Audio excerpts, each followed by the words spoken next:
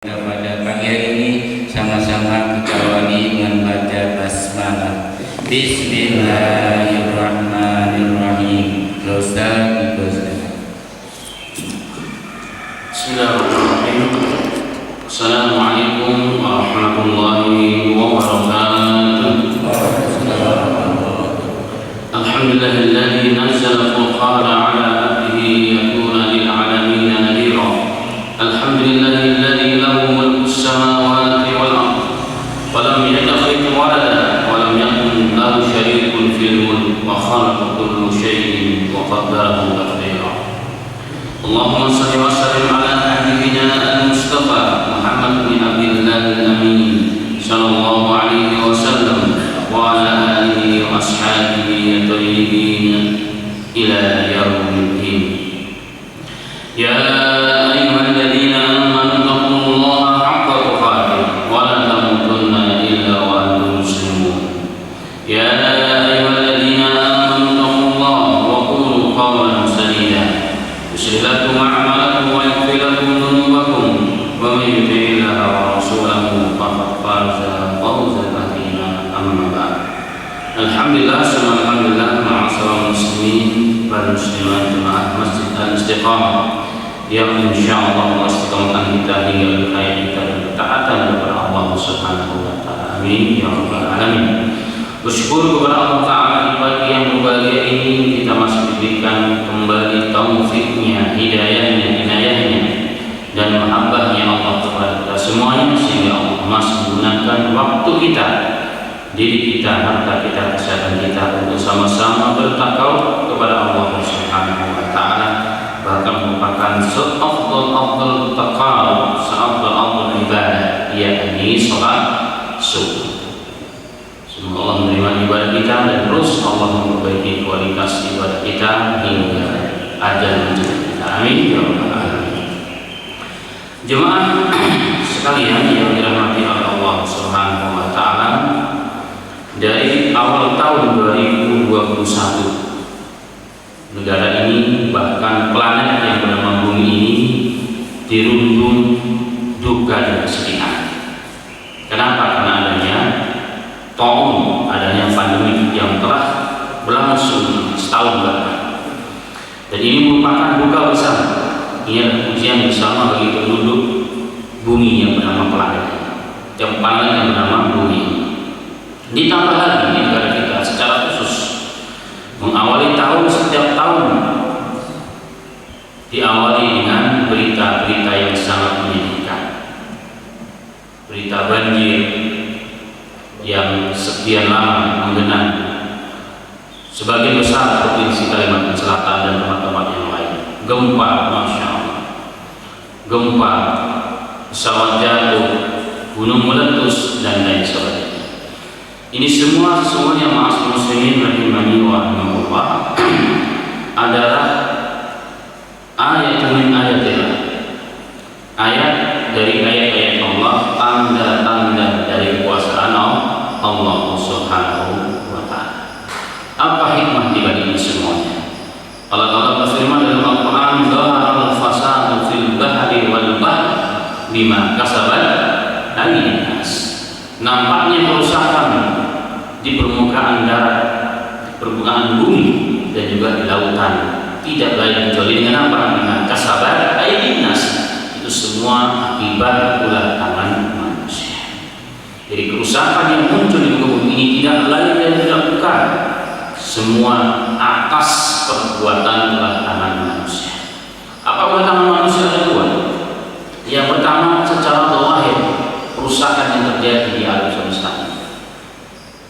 Hutan yang merupakan jantung paru-paru dunia di Kalimantan habis tandus, ya kan, masya Allah. Jadi bagaimana akan bisa menahan air begitu deras yang mengguyur tanah tersebut sekian hari?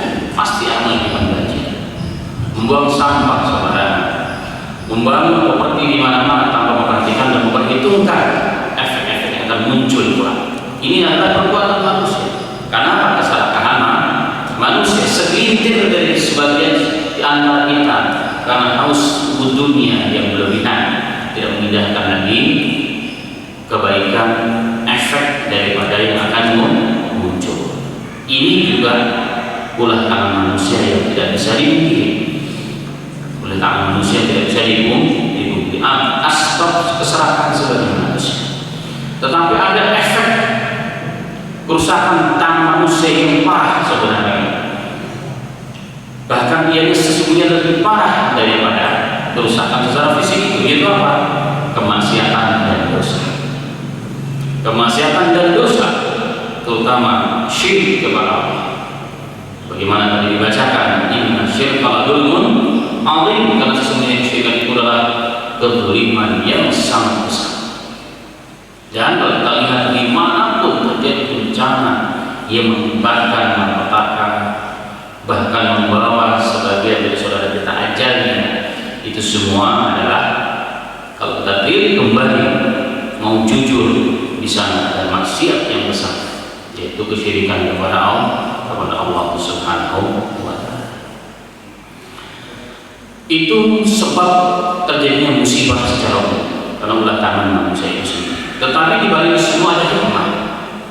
Di balik semua ada hikmah dari Allah Subhanahu wa Ta'ala. Allah berfirman dalam ayat lain, liyutiqahum ba'dal ladzi amilu la'allahum yarji'un. Jadi sedikit malapetaka dan bencana yang menimpa manusia itu kata Allah, liyutiqal ba'dal ladzi amilu, liyutiqahum, agar mereka kita yang telah membuat kerusakan dengan ulah tangan kita sendiri sedikit merasakan ba'dal ladzi amilu, dari sebagian kecil amalan dosa yang kita lakukan, sehingga banjir, pesawat jatuh, tsunami, gunung meletus, gempa dan sebagainya, ternyata sedikit dari efek amal perbuatan dosa yang kita lakukan. Bayangkan kalau Allah menghisap seluruh dosa kita, apa yang akan terjadi? Ya apa? Ada dosa yang lebih besar yang kita lakukan. Allah mengatakan sebagian kecil dari amal yang kita lakukan, agar kita sedikit merasakan ini loh akibat perbuatan kamu di dunia ada kayak begini. Ini sebagai bentuk apa sesungguhnya? Kasih sayang Allah. Makanya lanjutan ayat Allah mengatakan la'allahum yarji'un, agar mereka kembali kepada Allah, agar mereka mau berinabah kepada Allah. Diinginkan oleh Allah. Diinginkan oleh Allah.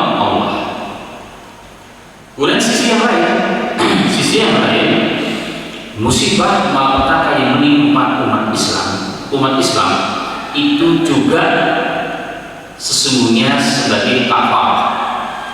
Dalam hadis Sahih Bukhari dan Muslim, Nabi Muhammad SAW mengatakan, "Ma yusibu musliman nasabin wala wasabin wala amin." Tidaklah seorang muslim tertimpa kesusahan. Susah. Kalau karena musibah susah atau enggak? Susah. Karena pandemi itu susah. Hari ini orang banyak ngomong, hari ini mah yang penting hidup, Pak Ustaz, yang penting makan. Dan itu fakta di lapangan. Di kelas menengah ke bawah itu, masya Allah, itu terasa betul. Jadi penting hidup yang penting makan. Boro-boro menunggu uang, makanya sedikit. Di lain pihak di sana ada orang yang menunggu uang, berpoya-poya luar biasa. Uang rakyat habis dimakan. Uang untuk orang yang pandemi aja sehat. Inna lillahi wa inna ilaihi raji'un.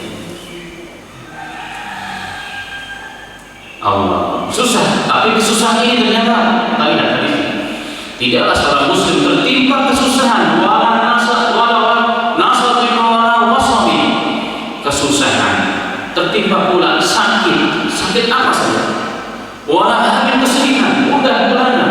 Rasulullah bahkan mengatakan hatta syauka yushaquha al-muslim, sehingga sebuah duri yang menusuk seorang muslim, kulit seorang muslim, apa kata Rasulullah, illa kafarallahu biha khataayahu, kecuali Allah dengan tusukan duri tersebut mengampuni dosa-dosa seorang muslim. Memang kita lihat orang-orang yang terkena musibah, kasihan sebenarnya, kasihan menurut pandangan kacamata kita, tapi sesungguhnya di sisi lain kafar bagi mereka. Yang tertimpa saja kafar, pengampunan dosa dari Allah Subhanahu wa Ta'ala. Jangan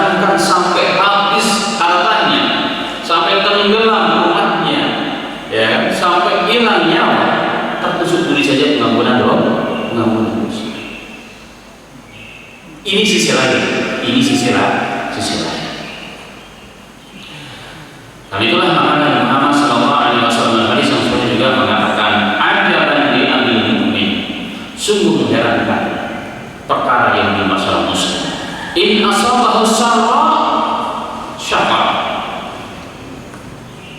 Jika tertimpa kesenangan, mereka bersyukur kepada Allah. Wa in asabahu dharra, dan jika mereka tertimpa kesusahan, sabar. La yakuna illa lil mu'min. Ini tidak akan menjadi kecuali bagi seorang mukmin. Artinya seorang mukmin itu seorang muslim dalam kondisi apapun selalu syukur dan bersabar kepada Allah Subhanahu wa taala. Karena alat apa saja, kondisi apa saja hakikatnya sama. Yang menimpa seorang muslim. Pertanyaan yang berikutnya, bagaimana nasib saudara kita yang dengan musibah gempa tertimbun meninggal, yang dengan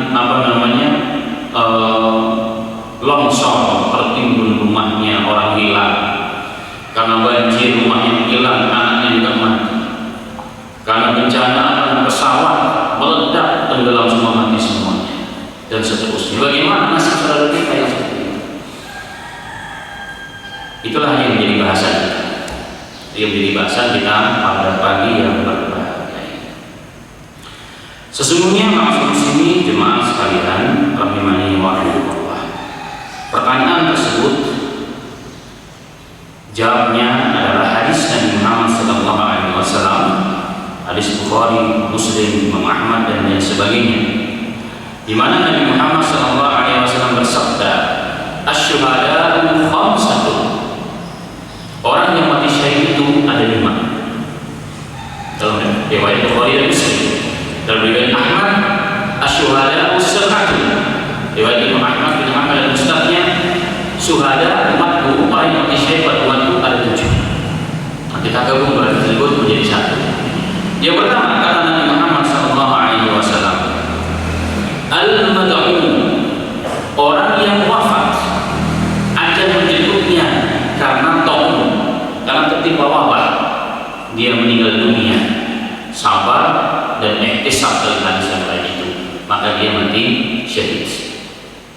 Taun artinya adalah wabah. Wabah dalam Islam bisa bermacam-macam namanya, perbedaan tempat dan zaman akan muncul pula nama yang berbeda. Tapi intinya adalah taun, penyakit wabah yang menular, yang menyebar. Jika seorang muslim tertimpa penyakit itu, apapun namanya, hari ini namanya COVID-19, jangan. Hari ini katanya COVID-19.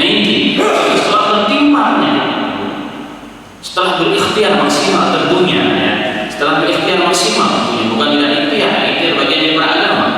Setelah berikhtiar maksimal, kata Rasulullah, dia tertimpa, dia sabar dengan ujian tersebut dan ihtisab, mengharap ridha Allah dan pahala Allah. Apa kata Rasulullah? Dia termasuk orang yang mati syahid. Lalu sudah kita bahas ya sebelumnya, saya ulang sekilas hadisnya. Bahkan nanti pada hari kiamat Allah Subhanahu wa taala akan berkata kepada para malaikat, ketika orang-orang yang mati dalam kondisi meninggal dalam kondisi taun itu datang kepada Allah, ya Allah, nahnu syuhada'u mat'un, ya Allah, kami adalah syuhada'mu karena mati asbab wabah.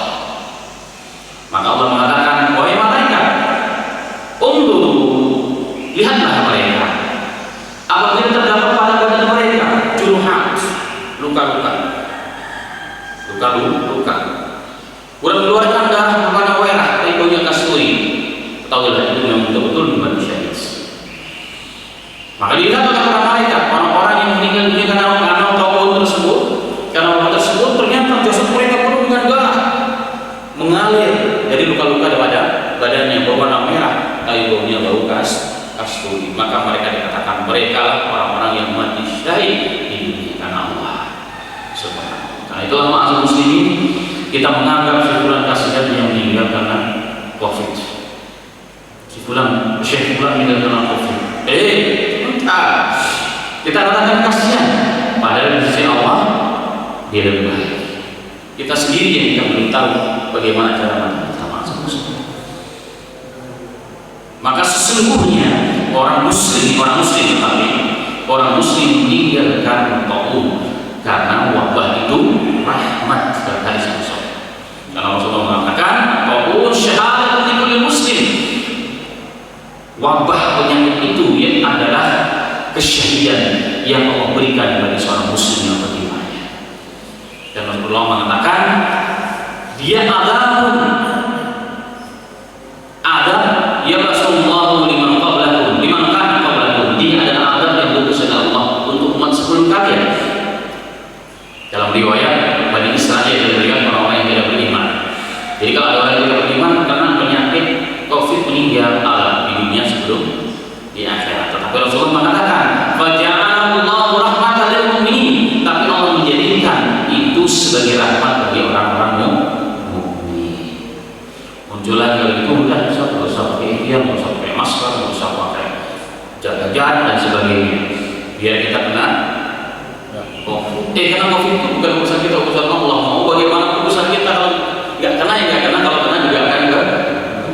Tapi masalahnya adalah ikhtiar itu bagian dari perintah agama. Orang yang kena dari ikhtiar dia dosa. Kenapa dosa? Karena dia tidak ada ikhtiar. Orang yang terkena kalau terkena di ikhtiar dia berpahala double. Kenapa? Pahala pertama menjalankan perintah Allah, ikhtiar maksimal.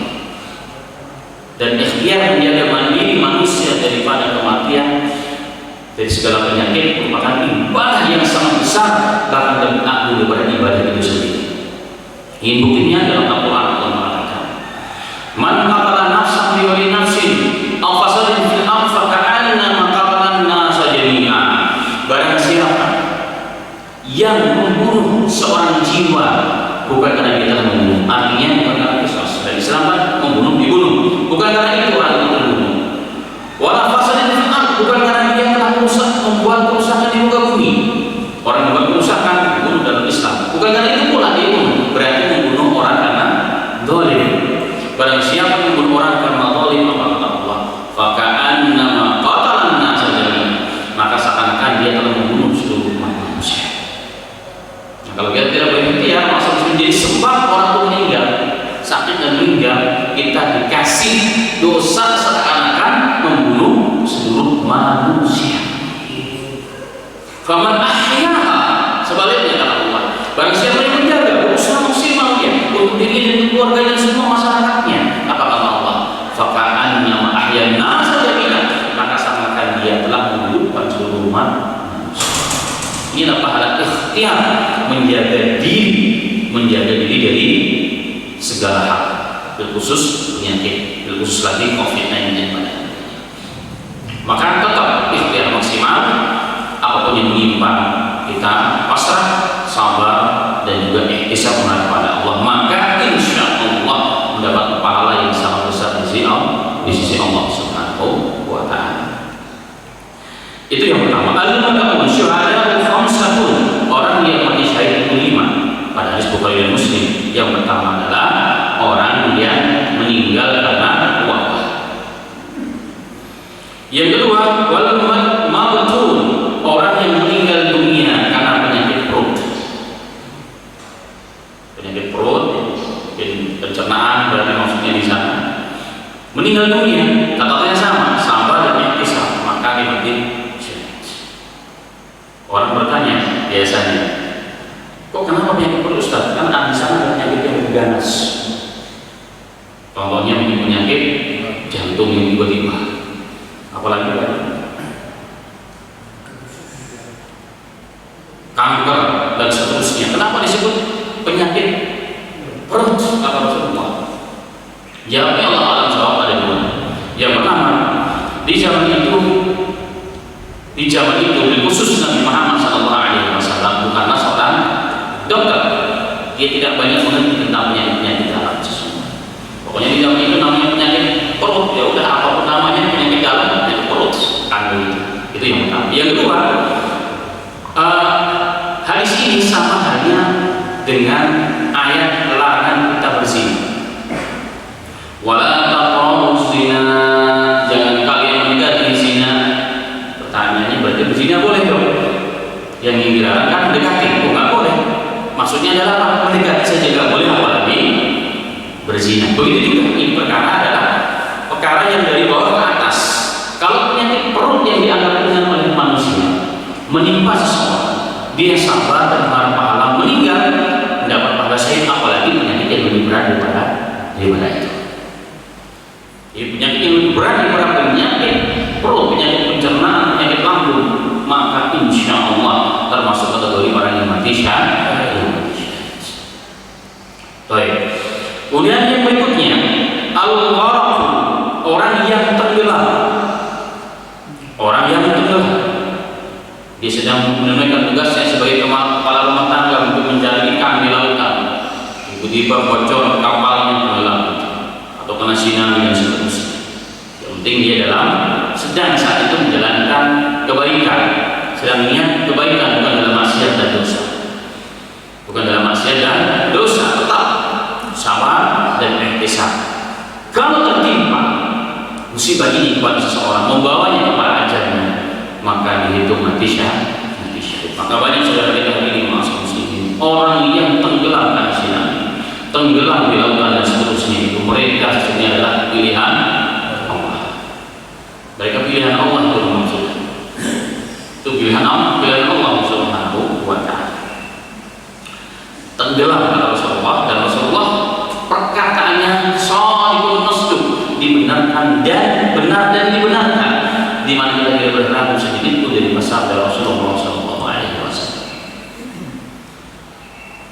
Kemudian yang berikutnya kata Nabi Muhammad SAW, sahibul hadami, dan orang yang tertimpa, terjatuh sesuatu dari atas, juga kena, tertimpa pohon, tertimpa bangunan karena gempa, tertabrak dan seterusnya, meninggal dunia. Dia sedang dalam ketaatan, sedang menjalankan tugasnya dengan baik, dia sabar menghadapinya, maka orang tersebut mati syahid. Orang-orang tersebut orang-orang mati syahid, apalagi sampai meledak, ya kan, pesawatnya, wah, begitu, masya Allah, tenggelam lagi, double itu pahala. Itu menurut kacamata Rasul.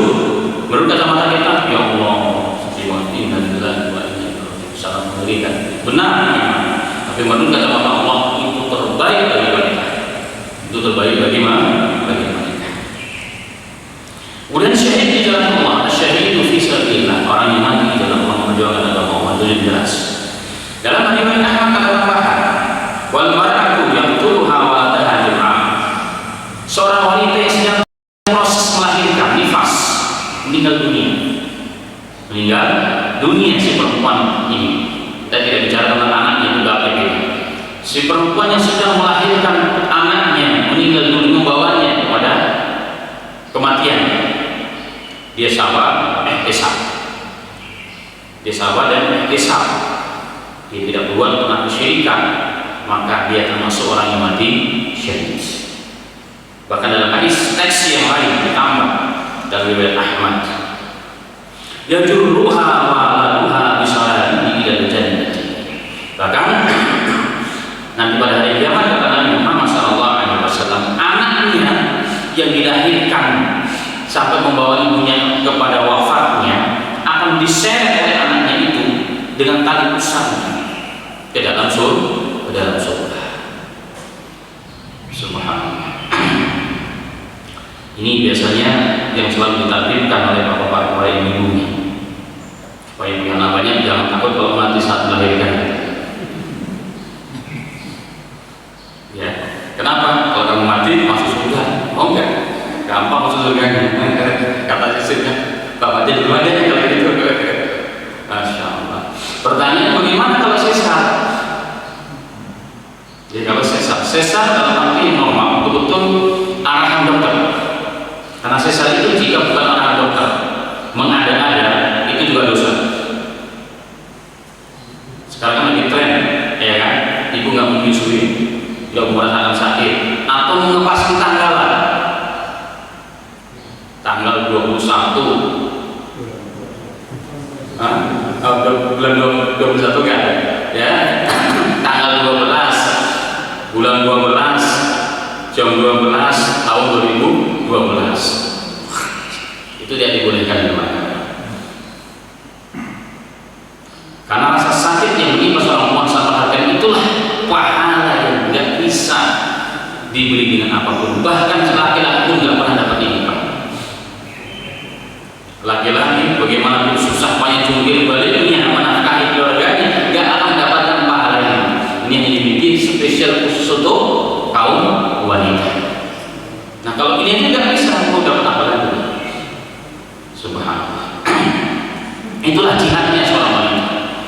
Itulah jihadnya seorang wanita. Bahkan kalau Allah membawa dia kepada wafatnya, maka dia itu mati syahid, akan diseret nanti anaknya pada hari kiamat di dalam surga Allah Subhanahu wa Ta'ala. Ini adalah nikmat yang Allah berikan khusus kepada kaum wanita. Kemudian maksud muslimin rahimani wa rahimakumullah. Ada pertanyaan, bagaimana kalau wanita yang aborsi, diburu beranak dan sebagainya, kemudian meninggal dunia? Ini tidak termasuk. Ini tidak termasuk karena aborsi biasanya perbuatan karena dia takut ketahuan hamil. Pertama biasanya dia melakukan dosa besar. Kemudian mengaborsi berarti mengeluarkan paksa, membunuh nafsi bayi tersebut juga dosa besar. Dia mati dosa lagi. Maka alhamdulillah ini. Dan ini tidak termasuk. Yang disebut oleh Nabi Muhammad SAW, perempuan yang akan mati syahid saat melahirkan adalah yang normal, dalam arti aturan mainnya jelas. Kalau sesar memang sudah diperintahkan oleh ahlinya, yang seorang dokter, memang dia harus sesar. Mati juga itu adalah takdir Allah Subhanahu wa Ta'ala. Kemudian yang berikutnya, ma'asyiral muslimin rahimani wa rahimakumullah. Ada tambahan dalam hadis yang lain, wasil syahadatun, dan orang yang meninggal karena sin itu diterjemahkan penyakit TBC, sabar dan dia tetap ihtisab, meninggal dunia, maka termasuk mati syahid. Baik, mungkin orang bertanya, kok begitu mudah mati syahid? Itulah rahmat Allah kepada hamba-Nya. Rasulullah pernah bertanya kepada sahabat, "Wahai sahabat, tahu nggak kalian siapakah di antara umatku yang mati syahid? Siapakah di antara umatku yang akan mendapat predikat mati syahid?" Itu kata Nabi Muhammad SAW. Maka sahabat Nabi Muhammad SAW mengatakan, orang yang mati syahid ya Rasulullah, para umatmu adalah orang yang sedang berjuang di jalan Allah, terbunuh dia karena itu dia mati syahid. Rasulullah mengatakan, kalau begitu orang yang mati syahid berumatku itu sama sedikit bagi sahabatku. Oh enggak begitu, kata Rasulullah. Orang yang mati syahid banyak, tadi dari sini bisa katakan. Kemudian Rasul bersabda dalam teks yang berbeda bahwa syuhada ummati khamsatun, orang-orang yang mati syahid dari umatku adalah ada 5 orang, dalam riwayat 7 orang dan seterusnya. Dan ini merupakan rahmat Allah Subhanahu wa Ta'ala. Pernah terjadi di zaman sahabat bernama Abdullah bin Yasar. Zaman Abdullah bin Yasar radhiyallahu anhu. Beliau mengatakan, "Kuntu jalisan wa Sulaiman bin Sa'd wa Khalid bin Urfaqah. Wa dzakara anna rajulan ufiya mata bi badri." Kami sedang duduk bersama Sulaiman bin Sa'd dan Khalid bin Urfaqah. Dan sahabat-sahabat sedang berbicara membicarakan seorang laki-laki yang meninggal dunia karena penyakit perutnya. Faida huma yashtahiyani an yakuna syuhada. Kemudian orang tersebut yang sebelum dia mati dia menginginkan untuk mati syahid sebelumnya sebenarnya. Jadi sebelum dia terkena penyakit perut membawa yang pada ajalnya, dia sudah menginginkan dia mati syahid. Maka para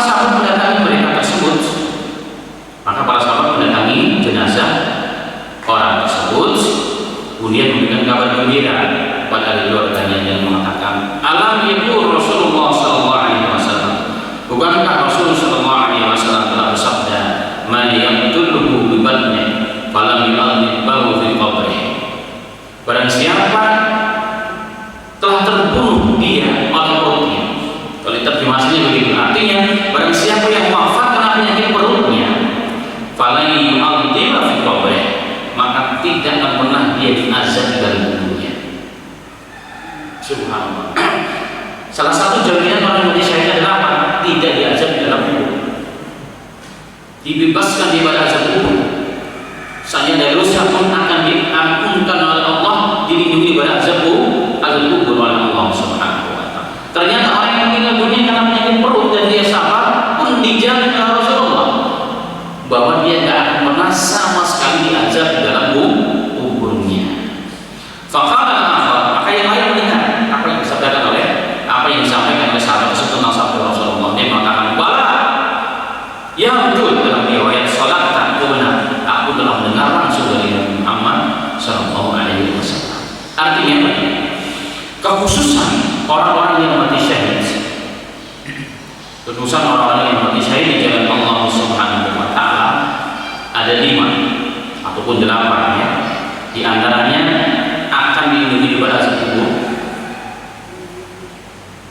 diselamatkan daripada fazal akbar terjadi di hari kiamat nanti, dijaga oleh Allah Subhanahu Wa Taala, diampuni dosa-dosanya saat darah pertama jatuh di bumi karena terluka, diampuni dosanya oleh Allah semuanya. Dalam riwayat dari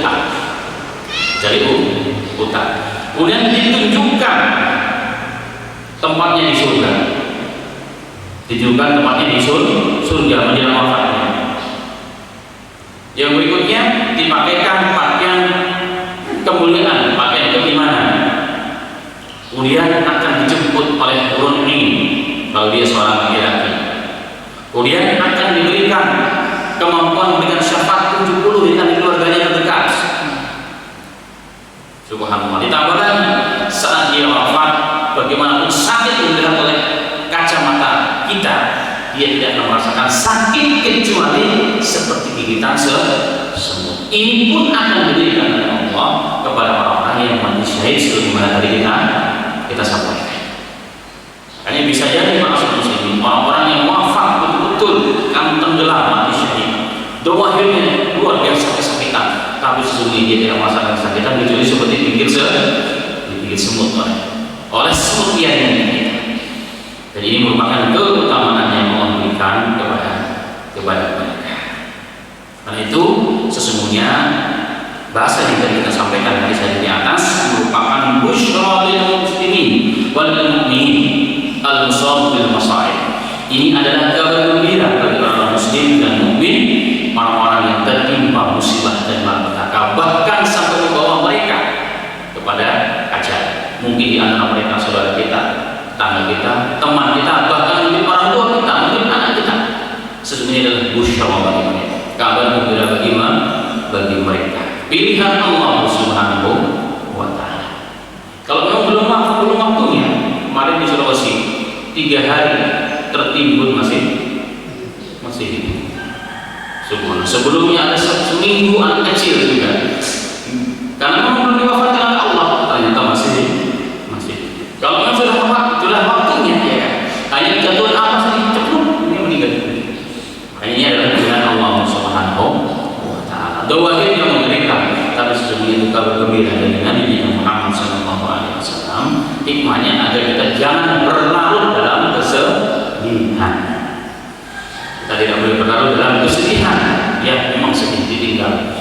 Musibah yang paling besar adalah tinggal mati. Kalau harta bisa dicari, tapi kalau nyawa tidak bisa diganti. Kalau mau kawin lagi, ini musibah yang paling besar. Tapi tidak boleh berlarut-larut. Kenapa? Ada jaminan dari Nabi kita Muhammad SAW. Karena itu hadis di atas mengisyaratkan kepada kita, mari setiap waktu, setiap saat kita selalu berbuat baik dan menakdirkan kebaikan dan selalu menjaga niat kemanapun kita pergi. Selalu jaga niat kita kemanapun kita pergi. Jangan sempat ada niat yang tidak baik. Yang saya sampaikan, menjaga niat itu penting kemanapun kita pergi. Karena disitulah tolak ukur nilai kita di sisi Allah. Kita mau ke kantor, niat memang ini tugasku sebagai seorang laki-laki, kewajiban menjadi nafkah. Ini adalah jihad. Kalau kebetulan di tengah jalan tabrak mobil meninggal dunia, dia mati syahid. Atau mungkin naik pesawat jatuh syahid. Atau tenggelam syahid. Bahkan terbakar mati syahid.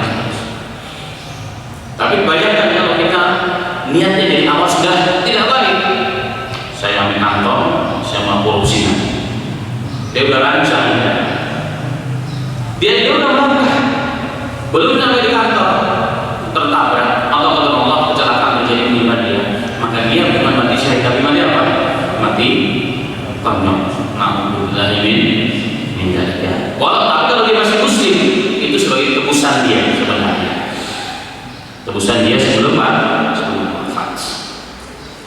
Dan itulah maksud muslimin, semoga memberikan taufik kepada saya dan kepada kita semua selalu menjaga niat dimanapun berada, agar amalan-amalan yang kelihatan sepele berubah menjadi ibadah yang tinggi nilainya di sisi Allah Subhanahu wa Ta'ala dengan adanya niat yang baik. Kemudian maksud muslimin yang terakhir, fenomena yang menimpa kita hari ini dari semenjak pandemi sampai hari ini, ternyata begitu banyak ulama-ulama yang meninggal dunia. Di antara mereka rata-rata meninggal karena sakit. Ada yang karena COVID, dan itu sangat banyak penyakit yang lain. Tapi penyakit yang lain semua masuk dalam kategori tersebut. Jadi ulama-ulama ibarat telah banyak meninggalkan kita, baik di tanah air kita, bahkan di luar negeri sana. Hampir setiap hari kita dengar, hampir setiap hari kita dengar 3, 4, 5, Masya Allah. Yang jadi pertanyaan, tanda apa ini sesungguhnya?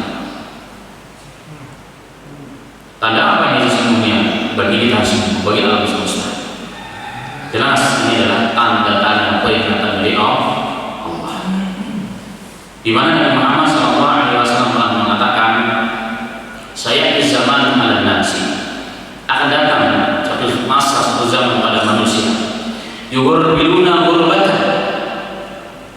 Nanti akan datang manusia suatu saat, akan datang satu masa pada manusia, pada umatnya Rasulullah, masa di mana manusia akan digerbalah. Gerbalah itu ayat sebenarnya dipilih, terjemahannya itu dipilih. Akan datang manusia, akan datang masa pada manusia ini saat pemilihan manusia yang baik diambil oleh Allah, yang baik-baik diambil, yang tersisa adalah rojanya, orang-orang yang tidak mengerti apa-apa. La ya'rifuna ma'rufan wa la yunqiruna munkar. Di mana mereka tidak lagi mengetahui yang baik itu baik, dan kalaupun munkar mereka tidak mau mencegahnya. Itu yang tersisa. Dan masih ada kesempatan, masih ada orang-orang yang mengajarkan kita kebaikan, maka luangkanlah waktu. Itu intinya, maka luangkanlah waktu. Ajarlah diri kita, saudara kita, keluarga kita. Mari, selagi kita masih ada waktu, apalagi pandemi ini, apa yang kita bisa buat di luar diri rumah sana, tidak terlalu banyak. Maka luangkanlah waktu. Setiap ada kajian, setiap ada taklim, luangkan waktu. Kalau tidak pernah meluangkan sampai waktu, tidak pernah ada waktu. Dan hari ini orang pengangguran pun juga sibuk cari apa? Pekerjaan. Minimal dengan handphone. Masya Allah. Hari ini dari anak umur 2 tahun sampai kakek-kakek. Kalau kita lihat selama 24 jam, waktu yang paling habis, yang paling banyak harus digunakan apa? Ilah. Ya, handphone bukanlah musibah. Tapi kalau salah-salah ini adalah musibah kita bersama. Handphone seperti mata pedang pedang bermata dua, tergantung bagaimana kita menggunakan. Bisa untuk potong singkong, bisa untuk potong bawang, tapi bisa untuk bunuh orang. Tergantung bagaimana menggunakannya. Karena itulah maksud ini mengingatkan kembali pada bisa kita semua. Mari selagi kita masih ada kesempatan, selagi masih sehat walafiat, diberikan taufik oleh Allah Ta'ala, kita luangkan waktu untuk menimba ilmu. Guru-guru kita, ulama kita sebagai bekal kita pada masa depan, masa yang abadi yang akhirat kita kelak insyaallah. Demikian mungkin kita pada pagi ini, semoga